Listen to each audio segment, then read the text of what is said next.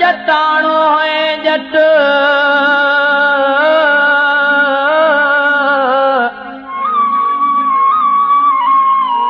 मर्द ॾिठो ही महलात में तमारे करीस हामट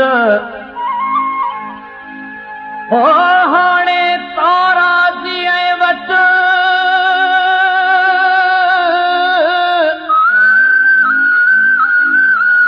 हाणे तारा जी वट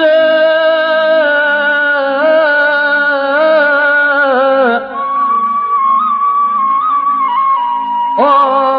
मरक तुंहिंजो मेंधरा हो मियां हलो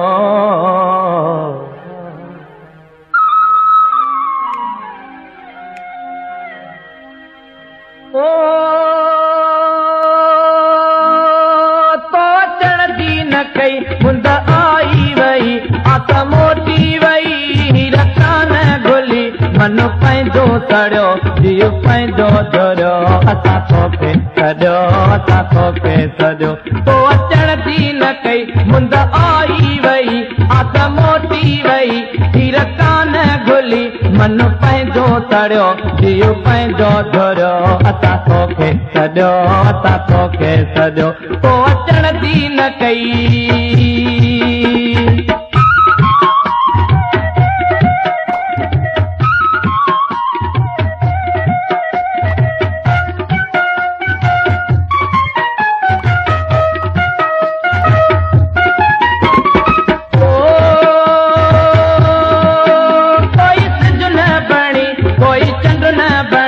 जिंदगी में कणी समाचाई बणी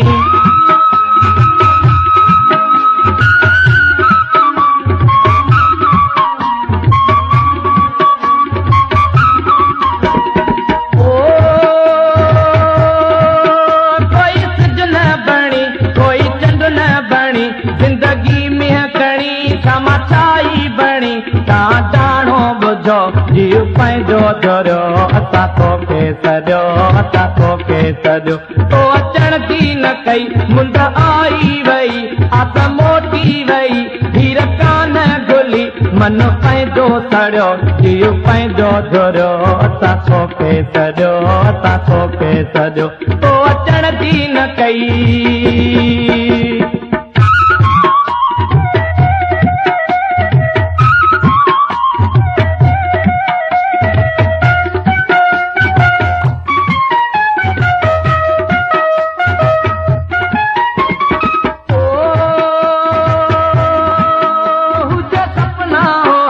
वट तारा लुटिया सिक तुंहिंजी लका कसा काई न का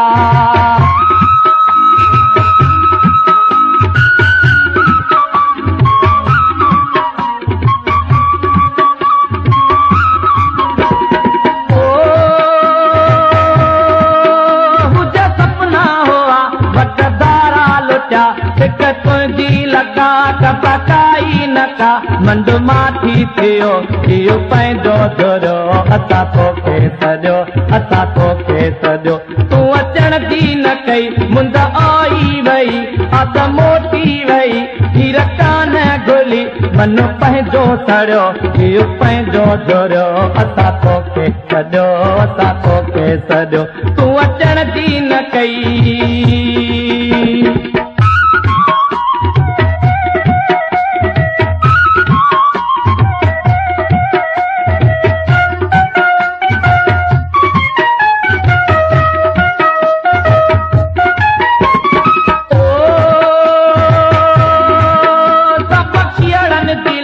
मन जी तो साबात लगी दुखन जी दात मनु दाई कारा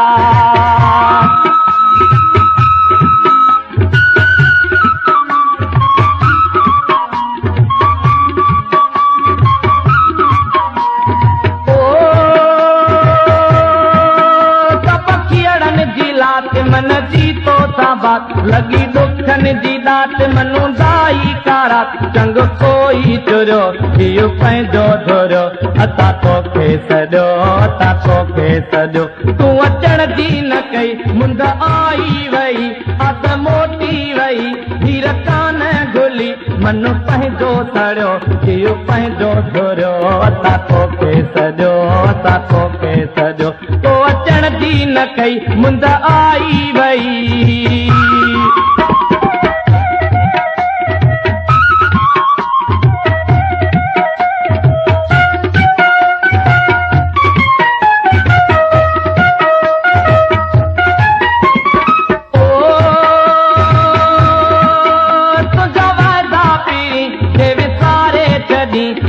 पैदा करे उन पैदो करी